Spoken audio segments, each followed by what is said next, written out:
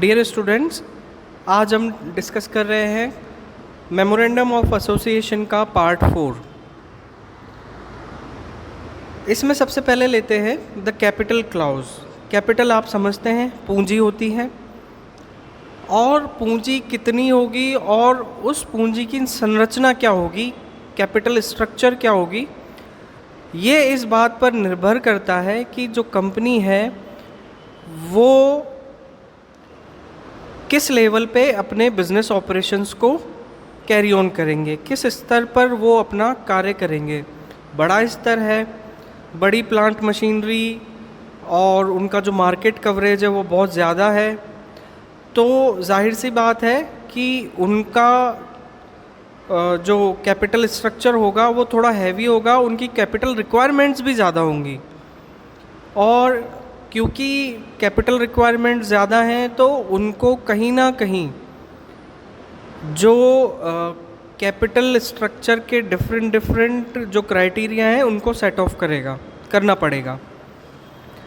यदि पूंजी संरचना और पूंजी की ज़रूरत कम है तो हो सकता है कि एक या दो अल्टरनेट से काम चल जाए, लेकिन क्योंकि हम यहाँ कंपनी की बात कर रहे हैं तो ये मानिए कि कंपनी बड़े लेवल पर काम करेगी, तो उस केस में कंपनी के पास में अपनी कैपिटल स्ट्रक्चर को बनाने के लिए कई ऑप्शंस अवेलेबल हैं। यहाँ पर मैं आपको बताना चाहूँगा कि जो शेयर कैपिटल होती है वो वेरिएबल नेचर की होती है। उस पे कंपनी कितना डिविडेंड देगी अथवा डिविडेंड नहीं देगी, रोक के रखेगी, उसमें से कितना पार्ट वो अपने पास सुरक्षित रखेगी, जिसको हम बोलते हैं प्लगिंग बैक ऑफ प्रॉफिट्स, तो ये वेरिएबल नेचर का है। लेकिन जो डेट होती है, जो ऋण है, वो फिक्स नेचर का होता है कि सालाना इतना ब्याज तो लगेगा ही लगेगा। तो वेरिएबल और फिक्स, क्योंकि कंपनी को ये कॉस्ट बेयर करनी ही है क्योंकि उसकी ज़रूरत है, तो कॉस्ट ऑफ कैपिटल तो उसको बेयर करनी ही है।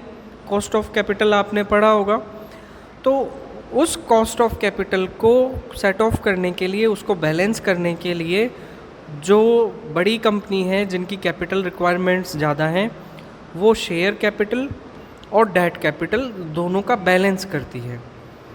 तो ये इस क्लॉज में कंपनी को ये बताना है कि उसके कैपिटल के क्या क्या अवयव होंगे, पूंजी के क्या क्या अवयव होंगे, और वो कितना पार्ट शेयर कैपिटल में ले रहे हैं, कितना पार्ट डेट कैपिटल में ले रहे हैं, ये भी वो डिस्क्लोज करेंगे। अब इसमें उनकी जो ऑथराइज शेयर कैपिटल है, सब्सक्राइब शेयर कैपिटल है, और जो दूसरी तरह की कॉल मनी कितना है, जो भी रिलेटेड चीज़ें हैं उसका वो इसमें उल्लेख करते हैं।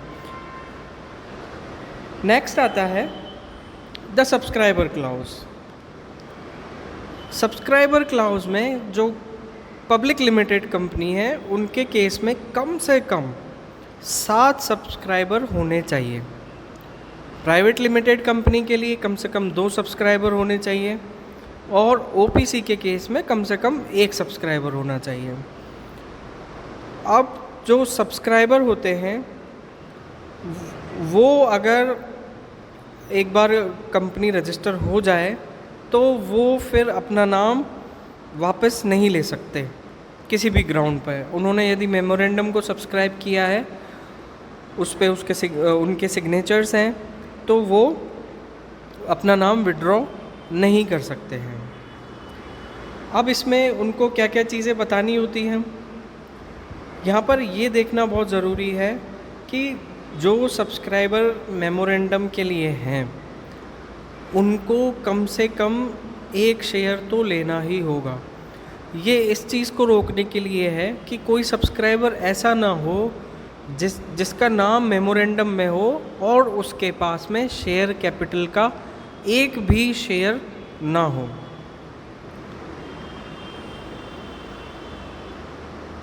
दूसरा ये है कि जो सब्सक्राइबर है उसके पास में या उसको कितने शेयर लेने हैं उसके नाम के आगे लिखना होगा।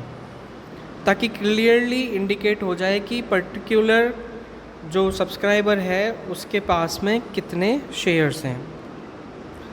नेक्स्ट आता है the nomination clause. Nomination clause सिर्फ और सिर्फ 1% कंपनी के लिए ही लागू होता है, और ये इसलिए है क्योंकि यहाँ पर मेंबर की संख्या है 1। यदि वो इनकॉम्पिटेंट हो जाता है कॉन्ट्रैक्ट के लिए, यानी कि वो अनुबंध करने की क्षमता खो देता है अथवा डिसीज्ड हो जाता है, मृत हो जाता है, तो उस केस में जो नॉमिनी है वो फिर जो 1% कंपनी है उसको कैरी ऑन करता है। तो यहाँ पर एक सेट लैंग्वेज है शेड्यूल 1 में दी हुई है, उसमें पर्टिकुलर भर के और ये अंडरटेकिंग देनी होती है कि पर्टिकुलर जो व्यक्ति है वो नॉमिनी रहेगा। नेक्स्ट लेक्चर में हम बात करेंगे अल्टरेशन ऑफ मेमोरेंडम की। यदि मेमोरेंडम में कोई बदलाव करना है तो वो बदलाव हम किस प्रकार से कर सकते हैं। Thank you.